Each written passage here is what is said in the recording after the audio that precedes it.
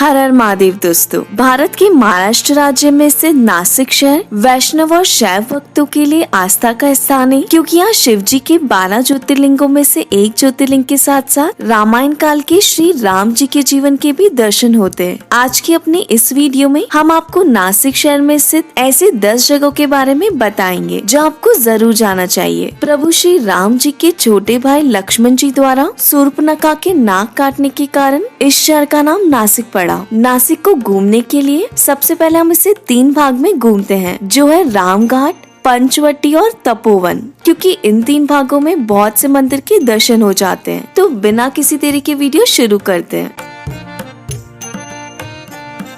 पहला स्थान है रामघाट। नासिक बस स्टैंड से 2 किलोमीटर की डिस्टेंस पर आता है रामघाट। बस स्टैंड से 20 रुपए में, शेयरिंग ऑटो से या फिर 60 रुपीज में ऑटो बुक करके आप यहाँ तक पहुँच सकते हैं। मान्यता के अनुसार रामायण काल में प्रभु श्री राम इसी घाट पर स्नान करते थे जब वे वनवास के टाइम पर यहाँ रुके थे। इस घाट में एक छोटा सा पुल बना हुआ है, जिसके एक साइड लक्ष्मण कुंड और दूसरी साइड राम कुंड है। यह गोदावरी नदी के किनारे पर बना हुआ है। भक्त इस कुंड में स्नान करने के बाद अपनी दर्शन यात्रा प्रारंभ करते हैं। साथ ही कुछ भक्त यहाँ श्राद्ध भी करते हैं, क्योंकि यहाँ प्रभु श्री राम जी ने अपने पिता का पिंडदान किया था। इसी घाट पर कुंभ भी लगता है। घाट के पास में शिव जी और गोदावरी माता का मंदिर भी है। साथ साथ यहाँ पर आपको हनुमान जी के भी दर्शन हो जाएंगे। रामघाट के पास में ही आपको कपालेश्वर महादेव जी का मंदिर भी मिलेगा, जहाँ आपको शिव जी के दर्शन प्राप्त होंगे। यहाँ भगवान शिव जी के कपाल यानी सिर से ब्रह्म हत्या का पाप हटाने के लिए नंदी जी ने मार्गदर्शन दिया था, जिस कारण से शिव जी ने इस स्थान पर नंदी जी को अपना गुरु माना, और इस वजह से इस मंदिर में आपको शिव जी के सामने नंदी जी नहीं दिखेंगे। दूसरा स्थान है पंचवटी। रामघाट से 200 मीटर की डिस्टेंस पर आ जाता है पंचवटी। पंचवटी में आपको कई मंदिरों के दर्शन होंगे। जब आप रामघाट से पंचवटी की ओर आएंगे तो सबसे पहले आपको दर्शन होंगे गोरेराम मंदिर के। यह मंदिर अति प्राचीन है। मंदिर से बाहर आकर थोड़ा आगे बढ़ने पर आपको दर्शन होंगे सीता गुफा के। मान्यता के अनुसार वनवास काल में माता सीता इसी गुफा में रहकर शिव जी की पूजा किया करती थी। सावन और शिवरात्रि के टाइम पर यहाँ पर काफी भीड़ रहती है। यहाँ गुफा के अंदर आपको प्रभु श्री राम, माता सीता और भैया लक्ष्मण जी के दर्शन के साथ साथ शिव जी के शिवलिंग रूप के भी दर्शन होंगे, जिनकी पूजा माता सीता जी करती थी। यहाँ आपको 5 बरगद के पेड़ भी देखने को मिलेंगे। इन्हीं पेड़ों के कारण इस स्थान को पंचवटी कहते हैं। सीता गुफा के सामने ही आपको सीता हरण की झांकी के दर्शन होंगे। यहाँ एंट्री फी 1 रुपए प्रति व्यक्ति है, तो आप ये झांकी भी देख सकते हैं। सीता गुफा से 50 मीटर की डिस्टेंस पर भगवान श्री राम जी का काफी सुंदर मंदिर है, जो कालाराम मंदिर के नाम से प्रसिद्ध है। यह पूरा मंदिर ब्लैक स्टोन से बना हुआ है। इस मंदिर के अंदर प्रभु श्री राम जी की प्रतिमा स्वयंभू है, जो कि ब्लैक रेत से बनी हुई गोदावरी नदी में प्रकट हुई थी। इस कारण से इस मंदिर को कालाराम मंदिर कहा जाता है। इन सभी मंदिरों के दर्शन के बाद आपका पंचवटी दर्शन पूरा हो जाता है। तीसरा स्थान है तपोवन। पंचवटी में कालाराम मंदिर और सीता गुफा के पास से आपको ऑटो मिल जाएंगी, जिसमें 60 रुपीज शेयरिंग या फिर 250 रुपए में पूरा ऑटो बुक कर आप तपोवन के सभी स्थानों के दर्शन कर सकते हैं। ऑटो से आपको सबसे पहले पर्ण कुटी के दर्शन करने को मिलेगा। ये वही कुटी है जहाँ माता सीता और प्रभु श्री राम जी रहते थे। इसी कुटी के बाद लक्ष्मण जी ने लक्ष्मण रेखा खींची थी। पर्ण कुटी के बाद आपको दर्शन होंगे श्री लक्ष्मी नारायण मंदिर के।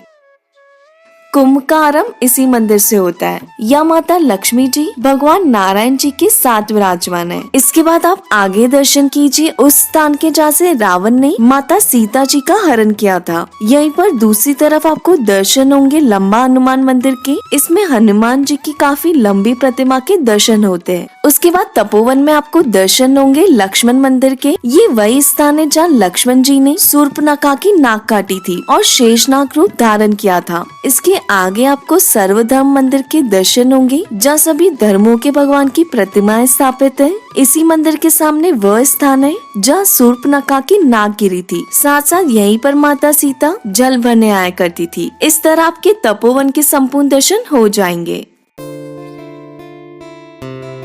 चौथा स्थान है त्र्यंबकेश्वर ज्योतिर्लिंग। शिव जी की 12 ज्योतिर्लिंगों में से एक ज्योतिर्लिंग त्र्यंबकेश्वर ज्योतिर्लिंग महाराष्ट्र के नासिक शहर से 28 किलोमीटर की दूरी पर त्र्यंबक में स्थित है। नासिक से गवर्नमेंट बस से आप 50 रुपए का किराया देकर त्र्यंबकेश्वर ज्योतिर्लिंग बस स्टैंड तक आ सकते हैं। त्र्यंबकेश्वर ज्योतिर्लिंग में दर्शन के 2 तरीके हैं। पहला है नॉर्मल दर्शन, जिसमें सावन और शिवरात्रि के टाइम 3 से 4 घंटे लगते हैं दर्शन में और नॉर्मल डे में 1 घंटा लगता है। दूसरा तरीका है VIP दर्शन, जिसमें 200 रुपए लगते हैं। समय के साथ ये प्राइस बढ़ भी सकता है। त्र्यंबकेश्वर ज्योतिर्लिंग में शिवलिंग के दर्शन नहीं होते, बल्कि 3 छोटे लिंग में ब्रह्मा, विष्णु और महेश के दर्शन होते हैं। यह एक ही ऐसा ज्योतिर्लिंग है जहाँ त्रिदेव के दर्शन एक साथ होते हैं।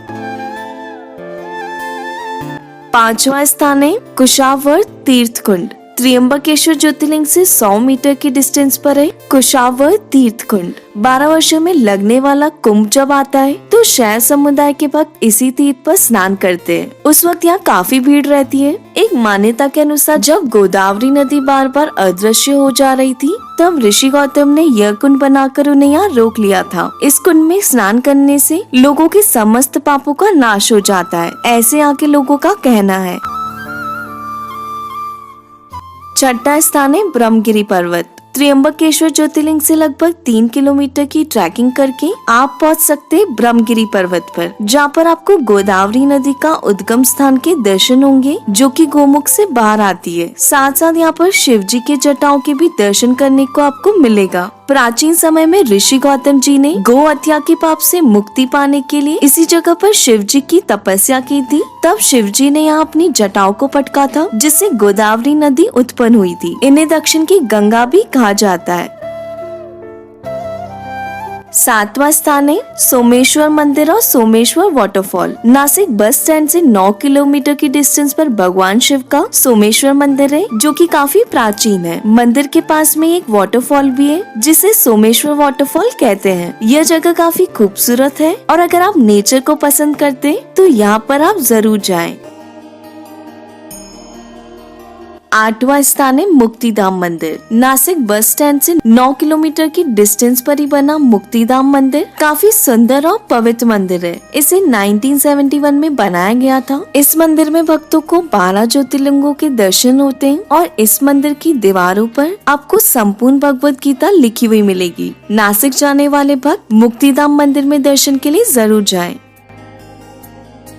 9वां स्थान है पांडवलेनी गुफा। नासिक से 8 किलोमीटर की दूरी पर पांडवलेनी गुफा 24 बौद्ध गुफाओं का समूह है, जो कि 300 ईस्वी पूर्व की गुफाएं हैं। ये बौद्ध गुफाएं हीनयान बौद्ध धर्म को दर्शाती हैं। इन गुफाओं का निर्माण बौद्ध भिक्षुओं द्वारा किया गया था। यहाँ आपको बहुत ज्यादा शांति देखने को मिलेगी और भारत के इतिहास को भी जानने को मिलेगा।